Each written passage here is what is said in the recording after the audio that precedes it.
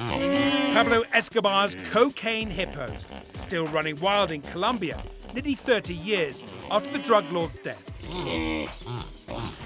And while celebrated with a cult status among locals, as the beasts breed and spread across Colombia, fears grow over the devastation they're causing. They are really aggressive species. They're going to start attacking each other. Then they're going to start attacking humans. Pablo Escobar may have gone, but his destructive legacy lives on in his rampaging pets. So what, if anything, can be done to stop them? It was the ultimate status symbol for cocaine kingpin Pablo Escobar to amass a huge personal zoo of exotic animals at his Playboy Ranch, as his drugs empire made him one of the richest men on earth. The Netflix hit Narcos traced his rise and fall in the 80s and 90s, and even featured a cameo appearance from his hippos. Hipopótamos. Ya los había visto antes.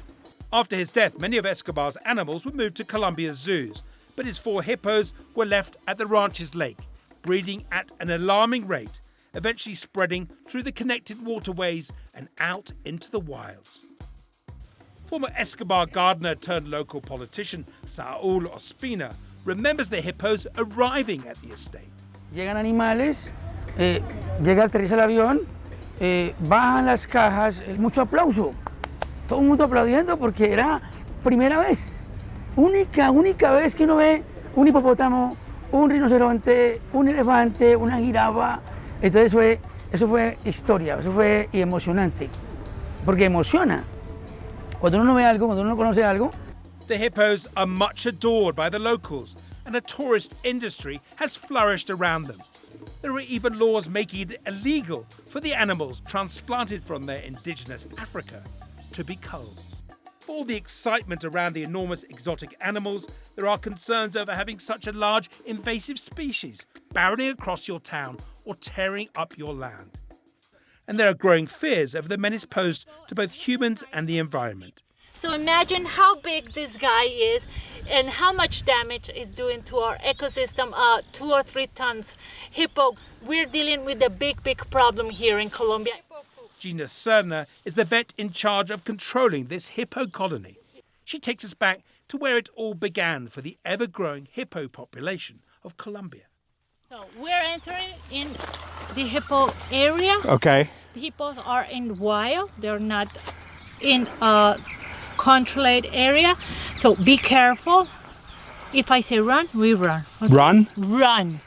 So this is the original lake where Pablo Escobar brought his hippos and put them there. When Pablo Escobar died, this was abandoned. They couldn't manage the hippos. They're big, they're wild, so they left them in this big lake to die, but they didn't die. The area is a really hippo heaven. We have water all year long. We had food all year long. So that's why the hippos didn't die. They start breeding, and now that's why they're so successful in the area. Gina and her team now perform sterilizations in an attempt to hold back the hippo numbers and limit the ecological damage. In some years, this lake will be full of hippopotamus. Imagine all the native species that live here, they have to go away. And with the cattle problem and the deforestation, imagine what is happening to our animals. In the future, there's no more grass growing or wood or any plants. So it's going to be a desert around here because of the hippos. And yet it's hard even for this environmentalist not to adore these marauding mammals. Beautiful. The sound is so beautiful. And in Escobar's adopted local town, Doradal, everyone seems to want to have their very own hippo. From a juice bar to statues in the park, even the local burger joint. Escobar's hippos are a big tourist draw and big business, so most locals are strongly opposed to any culling of the population. Upriver 2 hours drive away, this family gives guided tours of the hippos in a new habitat.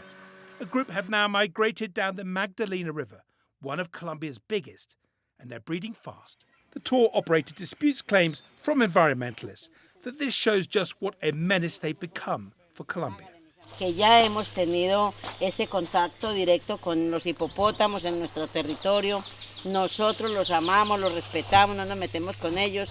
Entonces, ¿por qué viene gente de Bogotá, de otras partes del país, a decir que los maten? Ellos que ni siquiera han vivido con ellos. Los respetamos, no nos metemos con ellos y los vemos que pasan por las calles, por los alrededores. Yo cada rato los veo que pasan por el río, suben, bajan. A nadie molesta.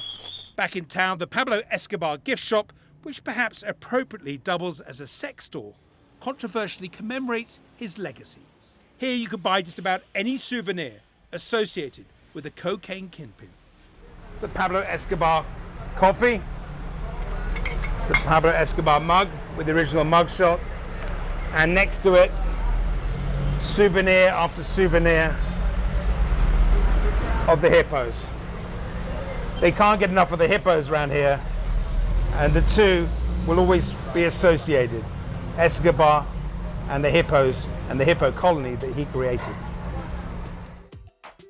Pablo Escobar left deep emotional and physical scars on Colombia, with the relentless violence surrounding his flourishing narco empire, with horrific bombing campaigns and countless murders. But now, bizarrely, it's the exploding population of potentially deadly hippos that are the living legacy of a man long dead, who Colombia and the world just cannot forget. Not least because of his bombastic, near indestructible pets of choice.